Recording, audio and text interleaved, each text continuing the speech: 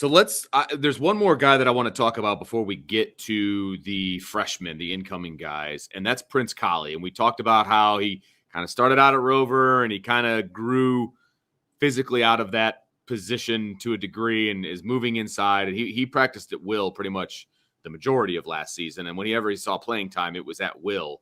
Do you think he stays at will, or do you think that there might be some movement in his future as well? I think for the most part, Maris Lufau would be an exception. Bo Bauer would be an exception in the opposite direction. You're recruiting linebackers that you feel can play inside, meaning Mike or Will.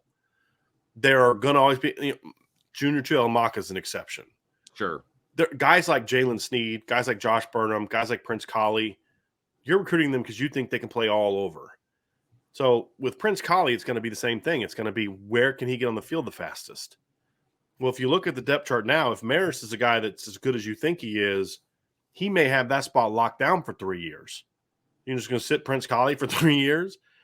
So to me, it's going to be a lot like Burnham. It's going to be where can he get on the field the fastest? So if Prince Collie's sitting there behind Maris Lufau and you're like, this kid's one of our 3 best linebackers, you're going to cross-train him at Mike and Will. Of course, yeah, right. Like Notre Dame did, if you remember, in 2017 with Tavon Coney.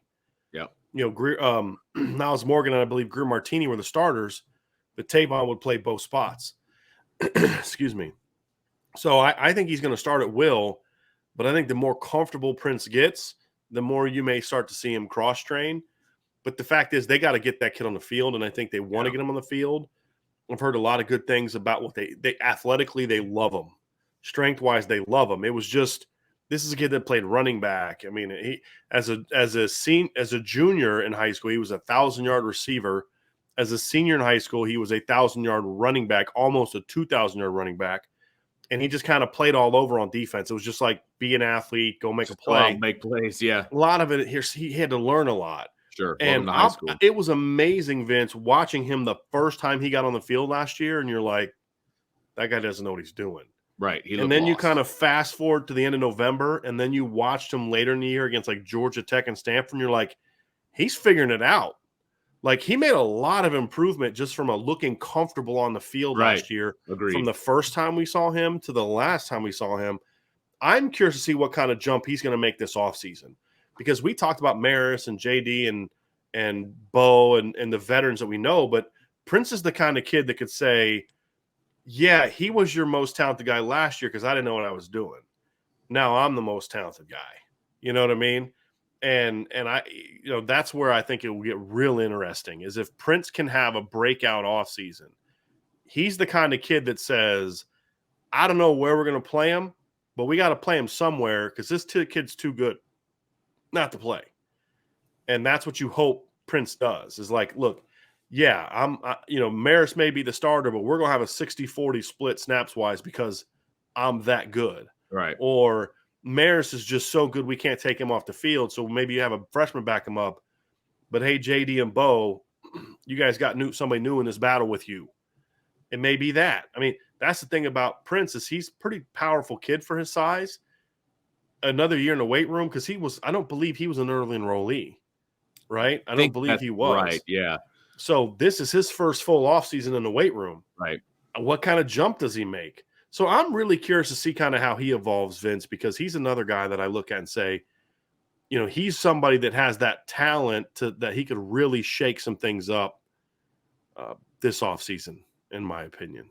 Agreed. Yeah, I think he's going to be a lot of fun to watch. And you're right. When he first got out on the field, it was like, man, he's not really ready to be out there from a mental standpoint and from a, feeling comfortable standpoint. But his maturation process, I think, was sped up. In a good way. Like I think he sped it up on his own. And by the end of the season, he looked like he belonged. And I think he's poised to take that next step. It just depends on where that next step is going to be and what it's going to look like. I think that's going to be key. And then who he's battling with, there are certain positions where that path is clear to the field. Right. You know what I mean?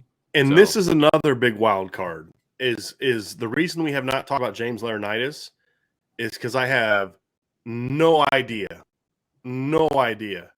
what's together. They've talked football together. He's not bringing him on, and he's not convincing James, a friend of his, to leave the career he's at now to Yeah, come because he had a back. radio show and all kinds of other stuff. Yeah. Right. If he doesn't think he can be a coach, it's just I don't know what role he's going to have in 2022. Right. Is he going to be more of an analyst role where he's doing future scouting?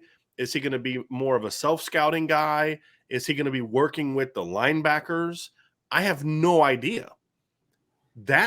What his role is going to be very interesting. Does he take a strength conditioning role? I don't know. And so I have to think in some way that James Laurinaitis has been groomed to eventually be a full-time coach. I'm sure. I don't, hey man, you want to be an analyst for the rest of your life? Like, I think there's that, which then leads to, okay, but if the defensive coordinator is a guy that can coach multiple positions, maybe he works with linebackers now, knowing that he's got film room help from a GA or an analyst plus James Laurinaitis, then he doesn't necessarily have to be a full-time guy. And then maybe, Chris O'Leary moves on in a year or two because he gets other opportunities and pay raises or D-coordinate. I mean, who knows what his opportunities are? Sure. Then that guy, someone can move to safety. I mean, there's so many different ways this can go, but he's gonna have a role too. One of the things I would do is I would say, hey, you're my freshman guy. You're in Jalen Sneed and Josh Burnham's ears, teaching them the game of football. Because an analyst can be very involved with kids off the field. He can film room with them. He can do all those kind of things. He just can't coach on the field. Right. And that would be one of the things I'd say, look, man, you see this Burnham kid? He's like a longer, more athletic version of you. You see this Jalen Sneed kid, like this kid's special. This Junior Tualamaka, your role, number one, is to teach those kids what you know. You know what I mean? And I think that could be an impact. So I'm really curious to see how all of this plays out. Very, very curious to see how all that plays out.